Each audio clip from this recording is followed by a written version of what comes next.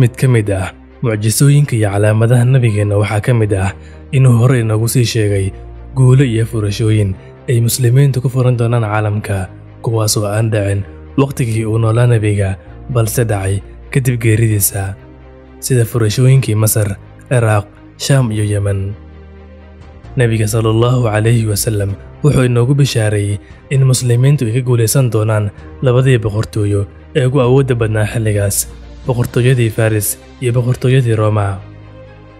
Bishaarooyinkaas uu Nabiga sallallahu alayhi wasallam ugu bishaareynayay muslimiinta dadka qaar waxay la muuqdeen wax aan macquul ahayn ama aad loola yaabo, maadaama furashooyinka qaar uu Nabiga sallallahu alayhi wasallam ugu bishaareeyay muslimiinta isagoo joogay magaalada Makka.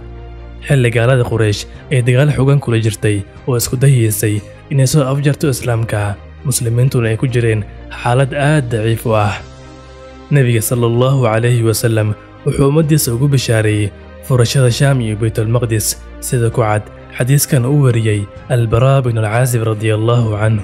wuxuu sheegay in markii Quraysh iyo xulafadeeda ay duulaan ku soo qaadeen magaalada Madiina si ay u soo afjaraan islaamka iyo muslimiinta, uu Nabiga sallallahu alayhi wasallam amray in la qodo godad aad u waaweyn si loo ilaaliyo amniga magaalada. Asxaabtuna intii ay qodayeen godadka waxaa ka hor yimid dhagax ay tabar u waayeen, markaana waxay u waceen Nabiga, isaguna wuxuu qaatay faas, wuxuu ku dhuftay dhagaxii isagoo leh bismillaah. dhagaxii ayaa wuxuu u qaybsamay 3 qaybood, markaasaa wuxuu yidhi Nabiga, Allahu akbar, waxaa la isiiyey furayaashii Shaam. haddana mar kale ayuu ku dhuftay, wuxuuna yidhi Allahu akbar, waxaa la isiiyey furayaashii Faris. wallaahi halkan ayaan ka arkaa aqalka cad ee Madaa'in. bishaaradan wuxuu Nabiga sallallahu alayhi wasallam ugu bishaareeyay asxaabtiisa xilligii dagaalkii Axzaab, iyagoo dhibaataysan xitaa aan heli karin wax yar ay ku noolaadaan. munaafiqiintu waxay dhaheen wuxuu inoo ballan qaadayaa inaan furan doono Ruum iyo Faris, iyadoo midkan uusan awoodin inuu bannaanka isaga fogeeyo saxarada. taasi waxay dhacday xilli ay Quraysh iyo xulafadeeda ay go'doomiyeen magaalada Madiina. sidoo kale waxaa jiro xadiis kale oo uu wariyay Jaabir bin Samura. wuxuu sheegay in Nabiga sallallahu alayhi wasallam uu yiri koox ka mid ah ummadayda ayaa furi doona aqalka cad ee Kisra.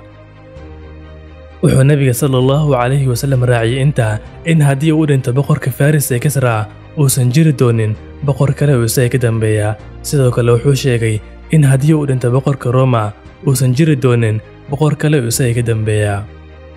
dabcan xilligii Umar bin Khattab radiyallahu anhu ay muslimiintu furteen dhulka Faris, inkastoo ay hadda u baahan tahay in dib loo furo mar kale maadaama ay shiicadu haystaan.